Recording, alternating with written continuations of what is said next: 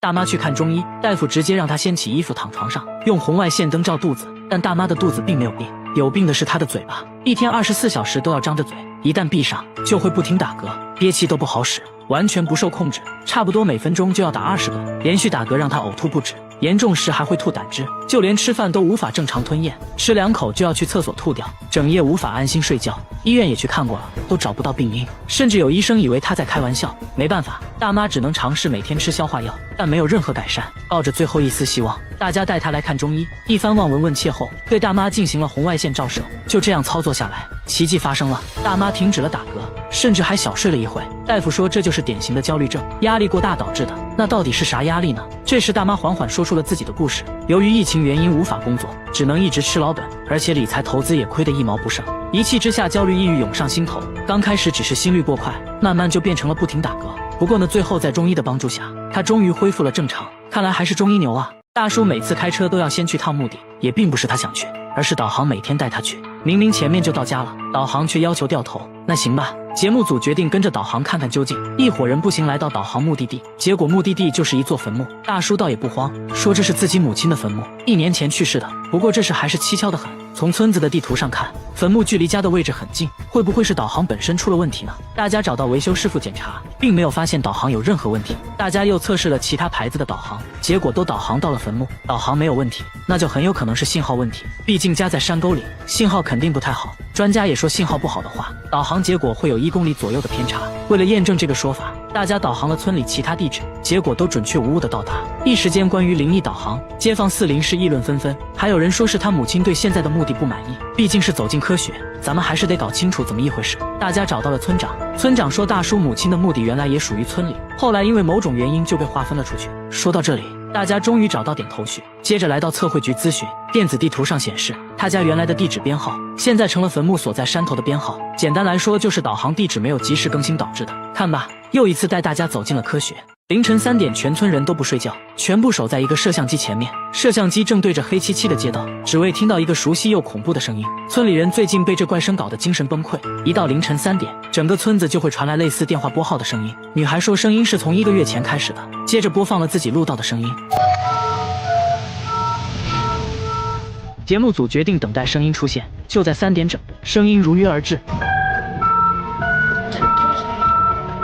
声音很明显是从外面传来的，于是第2天大家在村里街道上都布置了摄像机，想要拍到点什么。凌晨3点，声音准时传来，摄像机却没有任何发现。白天节目组在村里转了半天，教堂的广播引起了大家的注意，但负责人说这广播线路断了，已经很久没用了。很快村委会的广播进入了大家的视线，不过村长表示也很久没用了，但除了这2个可疑的广播外，就没有任何能发出这么有穿透力声音的设备了。节目组决定还是安装摄像机监控一下。又来到了凌晨3点，声音再次准时响起，这次大家确定声音就是从村委会广播里传来的。但诡异的是，此刻村委会里并没有人。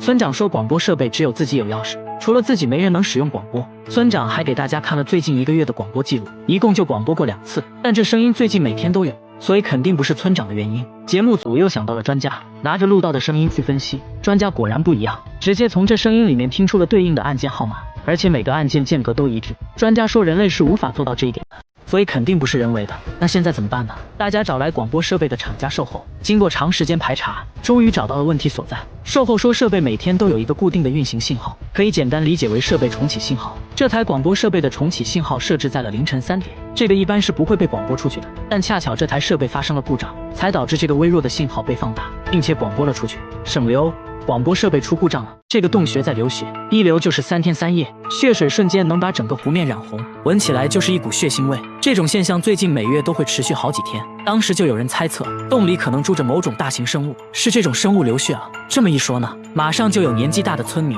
想起了当地一个关于神龙的传说。之前村民对传说都是半信半疑，毕竟在这里生活了大半辈子，没人见过真龙。可眼下看到跟血一样的湖水，说不定洞里就真有一条龙，搞不好啊还是一条母龙。玩笑归玩笑，但血水还是让村民倍感不安，甚至有不少人跑到神龙雕像下祭拜。说来也奇怪，拜祭的人多了以后，血水就突然消失了。有2个胆大的村民决定坐船进洞穴内一探究竟。随着船渐渐靠近，水的颜色也越来越深，慢慢变成了深红色。越往里走，心里越发毛。就在他们刚进入洞穴深处，就看到水面闪过一个黑影，两人吓得落荒而逃。于是关于洞穴的流言又传开了，不少人言之凿凿，说里面肯定有龙。眼看这事越来越离谱，当地政府赶紧请来了地质专家，对湖水进行检测，结果显示水中的铁离子含量异常高。专家表示，想要知道原因，就必须去洞穴里找。接着，一行人坐船进入洞穴，随着不断深入，专家发现其中有一块岩壁的颜色明显发红，在岩壁上轻轻搓了搓，就把上面的红色物质搓了下来，把这东西放入水中，清水立刻就变成了血水。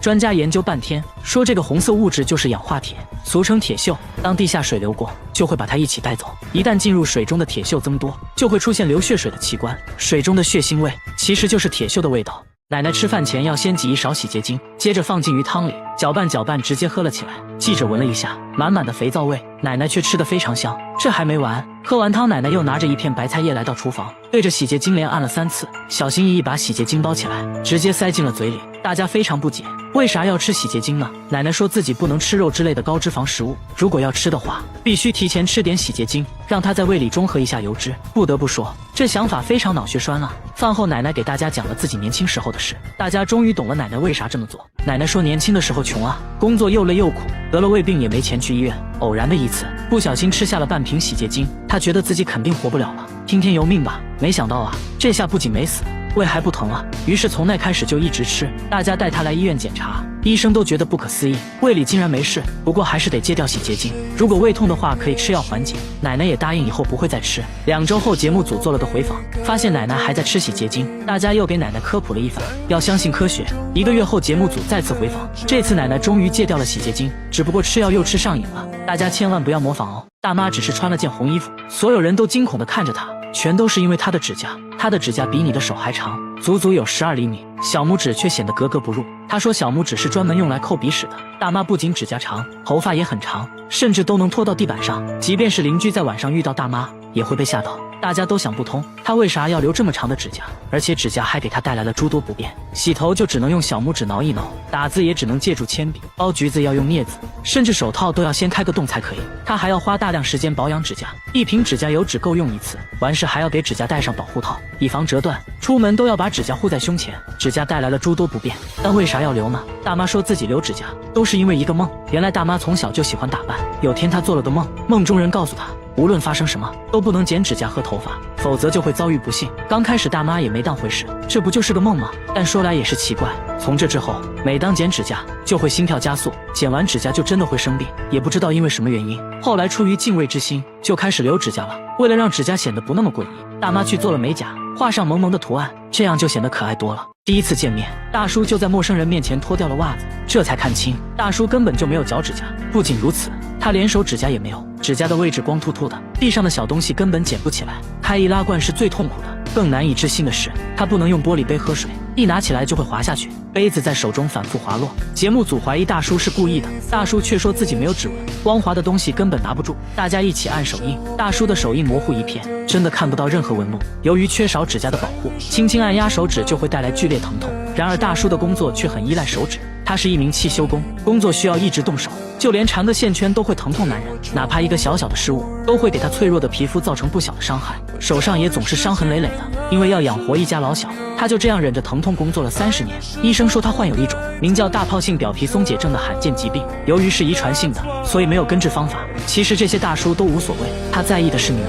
女儿出生的时候，他做的第一件事就是检查女儿的手指，看到女儿有着正常指甲，大叔激动地哭了。他不想让女儿承受和自己一样的痛苦。现在大叔最喜欢做的就是帮女儿剪指甲，女儿也很懂事，每天都会帮父亲包扎伤口。 상처 보면 어때요? 커튼실하고 안 다치시면 좋겠고 안 다치게 기도. 大爷因为头痛去医院拍片，却引起了军事专家的注意。专家对着 X 光片测量，结果更让他傻眼。大爷脑袋里竟然有一颗子弹，而且是军队常用的7.62毫米子弹。子弹已经在脑袋里存在了50多年，但大爷本人完全不记得子弹是怎么进入头部的。既然是军队常用子弹，那大爷肯定与军队有着某种联系吧。大爷说自己年轻时参过军，打过仗，头部也受过重伤，后来慢慢恢复了，完全不知道里面还残留一颗子弹。那为什么被子弹射中，他还能活下来呢？这很不科学。专家说是有这种可能的，子弹应该属于榴弹，也就是经过障碍物反弹的子弹，不在有效射程内，所以才没造成重大伤害。而且子弹的位置在额叶右侧，这部分没有太多功能，这就是为什么之前没有明显症状的原因。但现在有个棘手的问题，子弹距离大脑关键区域只有5毫米，要想把子弹取出来，很可能会造成更大的事故。而且大爷今年70多了，暂时没有太大问题，医生建议保守治疗，平时头痛的话可以吃点药。大爷也觉得，既然子弹在脑袋里待了50年了，也不差这几年，就让他安静的陪我到老吧。他天生就有2个胃，一次能吃1。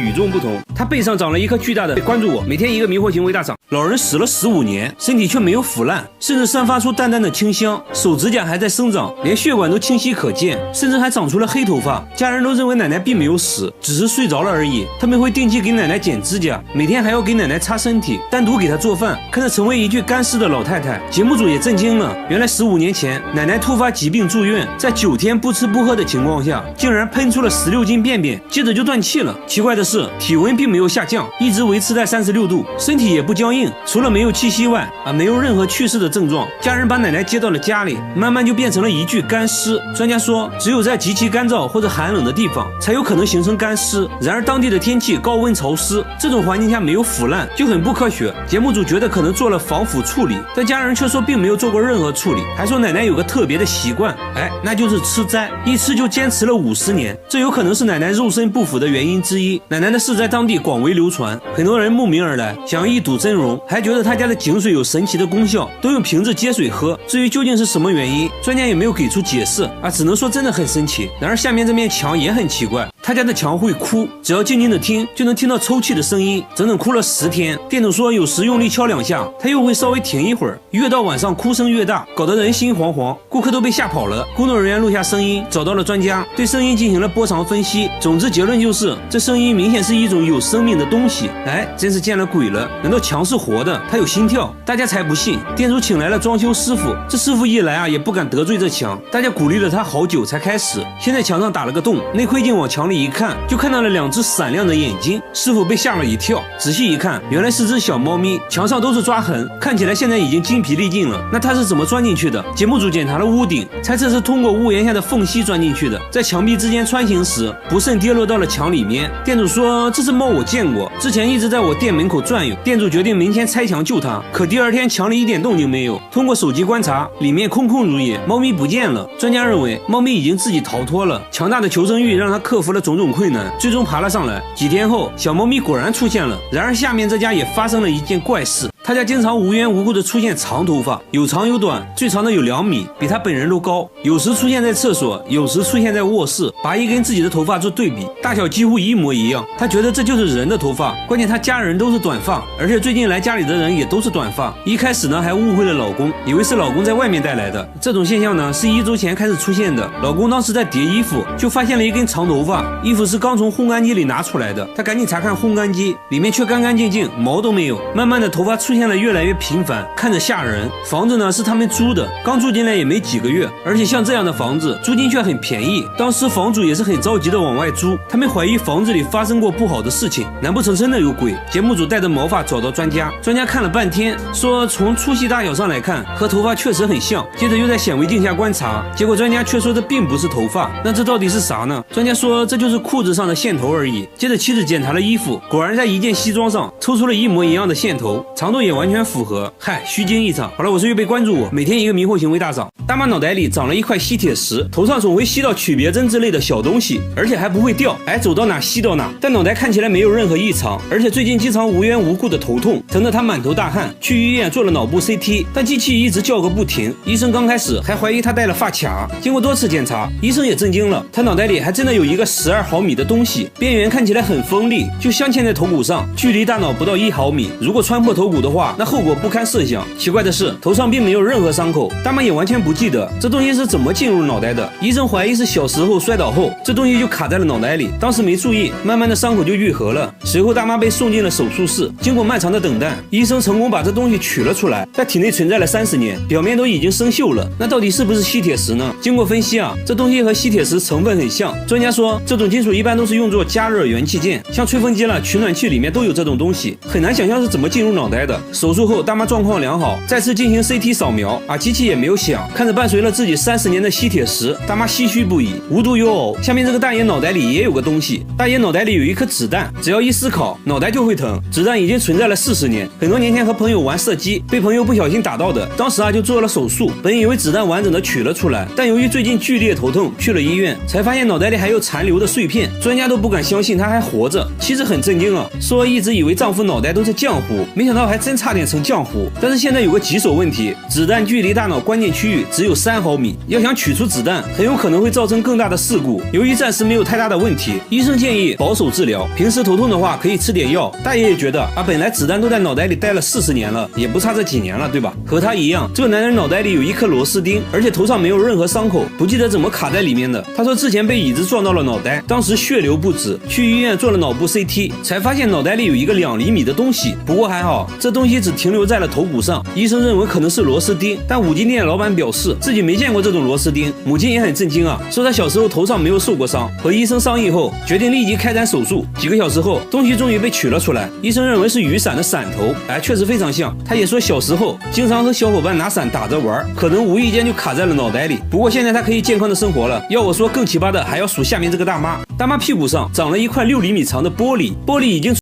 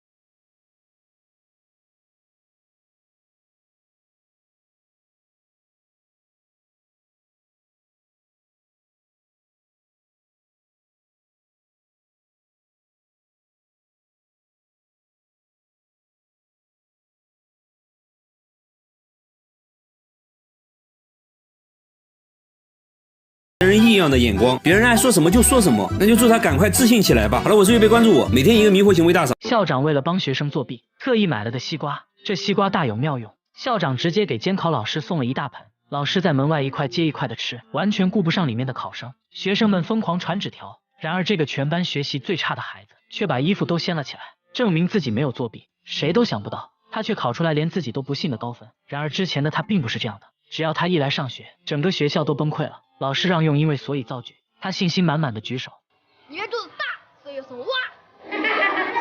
直接被怀孕的老师一脚踢了出去。老师让他向学霸看齐，他就整天跟在人家屁股后面走路看齐。女同学占了他的秘密基地，他只说了一句话，就把所有女孩都吓跑了。再不从这个好地方吃去，还得跟谁玩？压力跑。放学后，他偷偷跑到水库洗澡，结果被校长看到了。他躲在草屋不敢露面，眼睁睁看着校长把衣服拿走了。这下惨了，他一手捂前面，一手捂后面，就这样一路捂回了家。为了惩罚他，校长还把他座位安排到了角落里，但他并不在意，这样更方便自己看小人书了。下课就去阅览室偷小人书，被校长抓个正着，还要他把家长叫来。没办法，学校里的小人书看不了，那只能自己去搞。他在外面搞到几本小人书，回学校刚准备显摆一下，又被校长抓到，小人书又被没收了。回家后，爸爸把他剩下的小人书也全烧了。看着自己拼命搞到的小人书被一点点丢进炉子，她心疼极了。后来怀孕的老师去生娃，新来的粉提老师成了她的班主任。老师第一天就把她从角落调到了前排。为了提高写作水平，老师还把学校阅览室的小人书都发给了同学，竟然还让她当了图书管理员，这把她牛到不行。回家就给爸爸说自己出人头地了，爸爸却说没有3好学生的奖状有个球用。他从没想过的什么3好学生，只觉得老师人很好。有次午休，他从桌子上掉了下去，摔得满身土。老师看到直接让他去自己床上睡觉。他尿急，穿着老师的拖鞋去厕所，把拖鞋都尿湿了，来回甩2下，在墙上擦了擦，就又回去睡觉了。这一觉他睡得很香很香，结果错过了下午课，被校长一巴掌呼醒了。后来校长发现同学们都在看小人书，直接把粉提老师说了一顿，还说在这里成绩是教学质量好坏的唯一标准。看到粉提老师受委屈，他暗自发誓期中考试一定要考好，给粉提老师争口气。说起来容易做起来难，他竟动起了歪脑筋，在身上做小抄，结果被粉提老师看到，直接让他去河里洗干净，还告诉他考试可以不及格，但是不能做一个不诚实的人。说完老师就走了。现在没办法了，只能靠实力说话了。他开始废寝忘食学习，早上到学校背书的时候，校长还没起床呢，随时都捧着书，连晚上点蜡烛也要看书。这次期中考试是全县联考，为了让学校在全县的排名靠前，校长给学生开会，要求互相帮助，还切了一堆西瓜给监考的老师吃。这些老师都是其他学校过来交叉监考的，校长这么做就是为了让学生作弊。粉提老师来巡考，他直接掀起了衣服，证明自己没有作弊。考试成绩下来了，校长拿着学校全县第1的奖状春风得意，他自己成绩也超过了70分，进步非常大。粉提老师很高兴，说会给他颁个学习进步奖。表彰大会上他望眼欲穿，结果奖状都发完了，也没有等到自己的学习进步奖。原来校长说只有3好学生奖，没有学习进步奖。为了不让他伤心，粉提老师用自己的口红给他画了一个进步奖，当着全班给他颁奖，还给他照了相，这把他得意的不行。回家后把奖状贴到了最高的地方。这天午休他翻来覆去睡不着，又偷偷溜到老师房间，摆弄起了老师的相机。玩着玩着突然发现老师回来了，他赶紧把相机还了回去，刚想走却发现来不及了，他直接躲进了床底下，这才发现老师带来一个男的。门关上后，他们竟然抱在了一起。看着老师垫起来的脚，他心里有点莫名的心疼，也不知道他怎么想的，随手摸了几个垫床脚的木块，垫在了粉提老师的脚后跟。下午上课他一直心不在焉，听到同学们讨论，他这才知道原来这男的就是粉提老师的男朋友。下课后又遇到了这个男的，还穿着粉提老师的拖鞋，这可是被他标记过的拖鞋啊，这把他气得不行。一起跳绳的时候，他故意把绳子甩得飞快，故意让这男的出糗，还把沙包直接往他身上丢，结果被粉提老师凶了一顿。这是老师第1次对他凶，他难过的躲到了墙角，看着老师的男友往头发上抹发胶，弄得溜光水滑的，看起来粉提老师非常喜欢这种造型，他也决定回家搞一搞，没有发胶就用胶水往头上一抹，整了个刺猬头，这把他帅到不行。结果来到学校就被同学一顿嘲笑，他去找粉提老师还小人书，从门缝里看了一眼，就看到老师在喂男友吃面，他把小人书放在窗台，转身默默走开了，还没走2步就被老师叫住了，让他带着老师和男友去他的秘密基地。粉提老师给男友分享着他藏的小宝贝，男友踩着秋千，完全不感兴趣，这是他和粉提老师独有的秘密基地，他莫名难受，决定报复老师的男友，趁他们不在，用刀子把绳子悄悄割断了一点，就等着看老师的男友摔个狗吃屎。他们回来后，粉提老师玩上了秋千，结果老师摔了下来，手都摔断了，这下闯祸了。他爸爸说什么都要把这棵树砍掉，他哭得撕心裂肺，眼睁睁看着树被砍倒。从此之后就没再见过粉提老师了。3个月后的一天，他收到一封来信，是粉提老师寄来的。信上老师说自己身体早就好了，现在已经大学毕业，成为了一名真正的教师，还让他好好学习。看完信后，他如释重负。这封信让他放下了悔恨和内疚。下课后，他来到那个树桩下，把收藏的宝贝都埋了进去，埋在了那个曾经的好地方。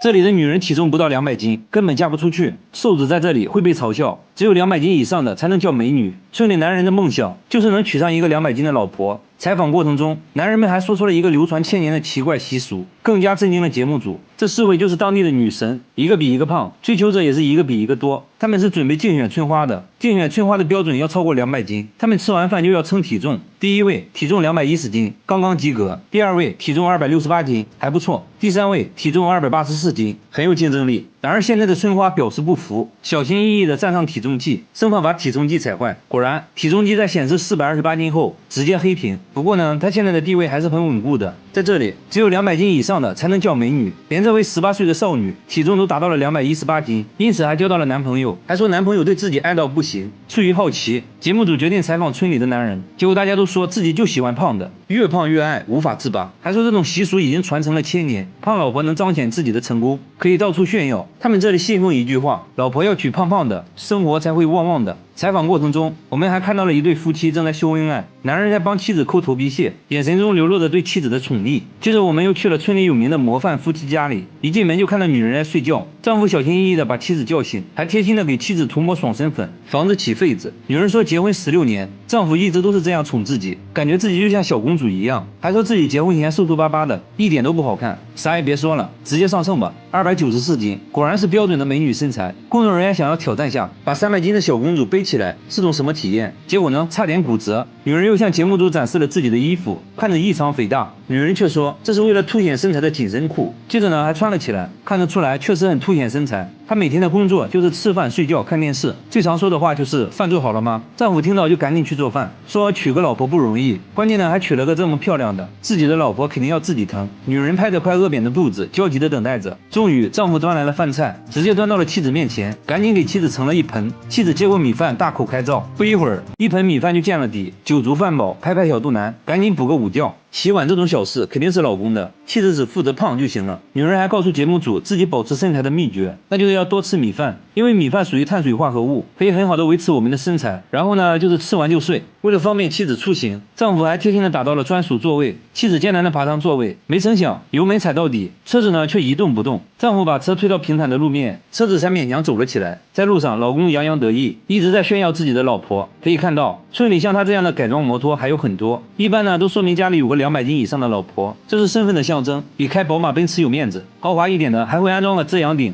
节目组不禁感慨，难道村里就没有一个瘦子吗？随后在村里找了半天，终于看到一个很瘦的女孩。女孩呢显得很不自信，一打听才知道至今没交过男朋友，成了村里为数不多的大龄剩女。一旁的父亲都愁坏了，说只要嫁出去不要彩礼，陪嫁100万。即使这样，仍然没有人上门，为此他感到很自卑，可偏偏自己怎么吃都吃不胖，为此呢还差点得抑郁症。节目组当场做起了媒人，要给女孩介绍对象，把街边的一个流浪汉拉了过来。流浪汉看到女孩后连连摇头，说自己的理想型是胖胖的，说完直接转身就走了。更让女孩心里不平衡的是，自己的闺蜜却是个标准的美女，追求者众多。这不，闺蜜刚回家，家门口就出现了3个追求者，其中一个已经追了2年。他们在门口蹲守半天，只为看闺蜜一眼。舔狗们和男孩们一直到深夜才离开，还说明天再来。看得出来，闺蜜也很享受这种众星捧月的感觉。所以美的标准从来都不是唯一的，萝卜青菜各有所爱，自己喜欢最重要。学校操场离奇出现了一个巨型数字9，数字竟然是用全校课桌一张张拼起来的。起初老师以为是学生的恶作剧，命令学生把自己的课桌搬回教室。结果第2天早上，课桌又全部出现在了操场，这次拼出了巨型数字8。老师这下彻底怒了，质问学生到底是谁做的。见没人承认，他决定今晚就住在学校，用望远镜一直盯着操场，决心找出这个始作俑者。时间来到半夜12点，他突然感到一阵眩晕，接着就昏倒了。再睁眼就看到身边围满了学生，才发现自己在讲台上睡了一夜。他顾不上这么懂，赶紧来到窗前，想看下操场上有什么变化。这一看他直接懵了，操场上又出现了课桌，这次的数字变成了7，很明显这是在倒计时。不出意外的话，明天早上数字就会变成6，再接下来就是5、4、3、2、1。而且最近学校周围乌鸦成群，好像真的会发生什么不好的事。有老师认为是外星人干的，如果数到0的话，外星人就会对学校发起攻击。但不管怎样，他还是笃定这是学生干的。校长也认为是学生干的，决定今晚让保安整夜巡逻，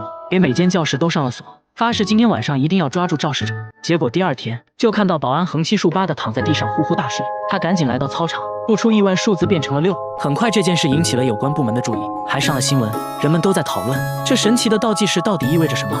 新闻报道称会对操场进行全天候直播，相信真相很快就会水落石出。第2天不出意外的话，肯定又要出意外了。做直播的记者也和之前保安一样，全都睡得死死的。查看昨晚的监控，刚开始一切正常，可当时间来到半夜12点整，画面突然就消失了。这种情况一直持续到早上5点半，画面才恢复正常。此刻操场上数字变成了5，事情越发诡异，看起来真的不是学生能办到的事情。学校开会决定临时停课，对操场进行封锁。即使这样，数字却还在倒计时。第二天又变成了4。校园的神秘事件已经引起了全国的关注。昨晚就有大批民众聚集在操场外，想要见证奇迹，结果都在12点的时候瞬间睡着了。现在连专家都猜测很有可能是外星人的所作所为。接下来的2天，数字也逐渐由4变成了2，就连政府都在紧急召开会议，谈论即将有可能发生的各种意外情况，甚至怀疑数字变成0时，整个日本都有可能毁灭，还呼吁大家赶紧逃离东京。一时间人心惶惶，大量民众逃离东京，期间还有人趁火打劫。政府提醒市民要注意人身安全，接着他就被一个平底锅拍晕了，劫匪把他家搜刮了一遍。第二天为了关注事情的进展，他用脚打开电视，现在操场数字已经变成了1。新闻报道称，政府为了抵御外星人的侵略，已经在东京展开了紧急部署。终于到了最紧张的时刻，这天操场上数字变成了0，操场内外一片寂静，人们都不知道到底会发生什么。结果到了下午6点，眼看就要日落了，校园内还是没有出现任何异常变化。很快来到深夜，他和妻子的合照突然掉落到眼前，想到还在外地工作的妻子，自己不能就这样不明不白的死去。他突然使出一股洪荒之力挣脱了绳索，接着冲上街道，街道早已被封锁。他突破重重阻碍来到操场，时间也刚好来到了12点整。只见周围突然刮起一阵妖风，课桌开始抖动起来，紧接着就全部飘向了半空，形成了一个诡异的圆圈。他都看呆了，这时一张课桌从天而降，把他砸晕了过去。等他再醒来时，已经躺在了学校天台上，周围一切都没有改变，似乎什么可怕的事情都没发生。他起身看了一眼操场，操场上的数字变成了-1，也就是说倒计时还没有结束。这也许真的是外星人和人类开的一个玩笑吧，嘿嘿。